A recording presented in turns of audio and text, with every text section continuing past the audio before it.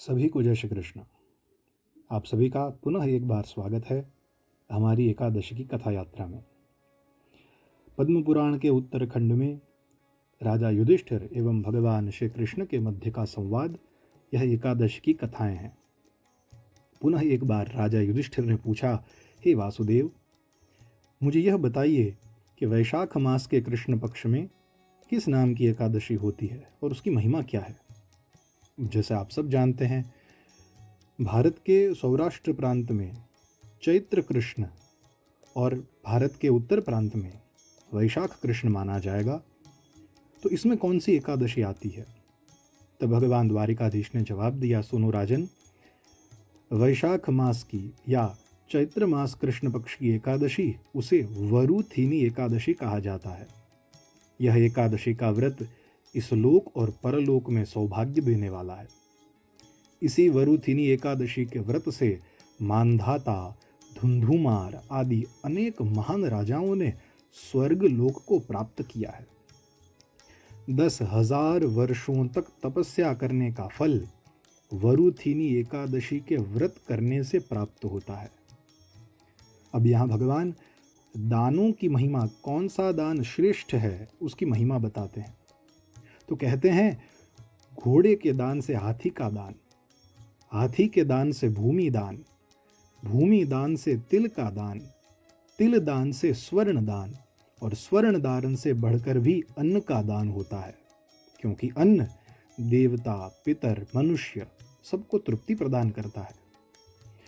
विद्वानों का कहना यह भी है कि अन्न दान और कन्यादान दोनों का फल एक समान है। कन्यादान के समान धेनु का, गाय का दान भी उसी के अनुसार, उसी के समान बताया गया है। और इन सभी दान के समकक्ष और इनसे भी बड़ा है विद्यादान। जो मनुष्य वरुथिनी एकादशी का व्रत करके नियम पूर्वक इसका पालन करता है, वह विद्यादान का भी फल प्राप्त कर लेता है। अब विशेषकर इस एकादशी में कन्या का महत्व बताया गया है। कन्या के वित्त से, कन्या के धन से अपनी रोजी नहीं चलानी चाहिए, अपना पेट नहीं भरना चाहिए, कन्या के धन का दुरुपयोग नहीं करना चाहिए, यह विशेष बताया गया है। जिसमें भगवान द्वारिकाधीश कहते हैं, जो लोग पाप से मोहित होकर कन्या के धन से अपनी जीविका चलाते हैं, वे अपने पुण्य का क्षय होने पर नरक में जाते हैं। अतः सर्वथा यह प्रयत्न करना चाहिए कि कन्या के धन से हमारे घर का निर्वाह न हो, उसे अपने काम में नहीं लेना चाहिए। और अगर आज के संदर्भ में और आज के समय के परिप्रेक्ष्य में देखा जाए, तो कभी कन्या के धन का उपयोग करें तो ये भी हम तैयारी रखें कि फिर से अपनी पुत्री को, अपनी कन्या को वह दुगना करके लौटाया जा सके। आगे बताते हैं, जो अपनी शक्ति के अनुसार आभूषणों से विभूषित करके पवित्र भाव से कन्या का दान करता है, यानी कि विवाह में, उसके पुण्य की संख्या बताने में चित्रगुप्त भी असमर्थ हैं। आप सब जानते हैं, चित्रगुप्त यमलोक में हमारे कर्म अकर्म का लेखा जोखा रखने वाले हैं। वरुथिनी एकादशी करके भी मनुष्य उसी प्रकार सुसज्जित कन्या के दान का फल पाता है। अब यहाँ पे इस एकादशी की कथा में 3 सुंदर बातें बताई गई हैं, जिसका ध्यान रखना चाहिए। सबसे पहले बताते हैं कि जो एकादशी का व्रत करता है, विशेषकर वरुथिनी का, उसे दशमी के दिन, यानी एकादशी के एक दिन पहले, फिर एकादशी के दिन और द्वादशी के दिन, अर्थात एकादशी के एक दिन बाद क्या क्या नहीं करना चाहिए। आइए जानें।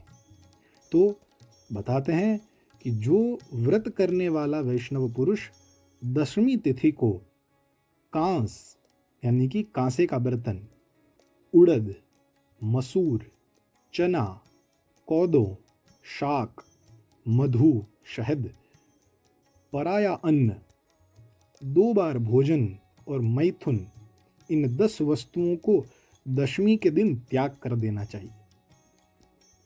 अब बताते हैं कि एकादशी को क्या नहीं करना चाहिए।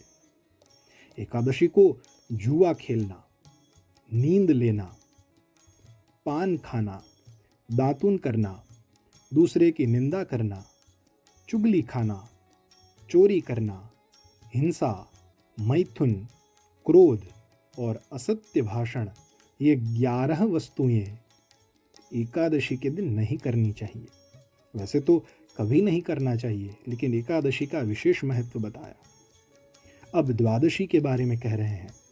द्वादशी के दिन को पुनः कांसे के बर्तन का उपयोग, उड़द, शराब, शहद, तेल, पापियों से बातचीत, व्यायाम, परदेश गमन, 2 बार भोजन, मैथुन, बैल की पीठ पर सवारी और मसूर की दाल, इन 12 वस्तुओं को द्वादशी के दिन छोड़ देना चाहिए। बड़ा सुंदर क्रम बताया है।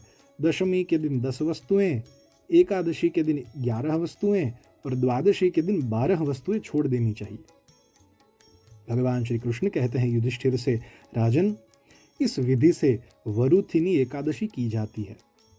रात को जागरण करके जो भगवान मधुसूदन का पूजन करते हैं, वे सब पापों से मुक्त हो परम गति को प्राप्त होते हैं।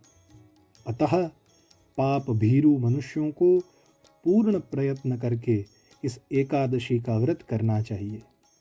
यमराज से डरने वाला मनुष्य अवश्य वरुथिनी का व्रत करे। राजन, इस व्रत के करने से, पढ़ने से और सुनने मात्र से 1000 गोदान का फल मिलता है और मनुष्य सब पापों से मुक्त होकर विष्णु लोक में प्रतिष्ठित होता है। इस प्रकार भगवान द्वारिकाधीश ने यह वरुथिनी एकादशी की दिव्य महिमा राजा युधिष्ठिर के माध्यम से हम सबको सुनाया।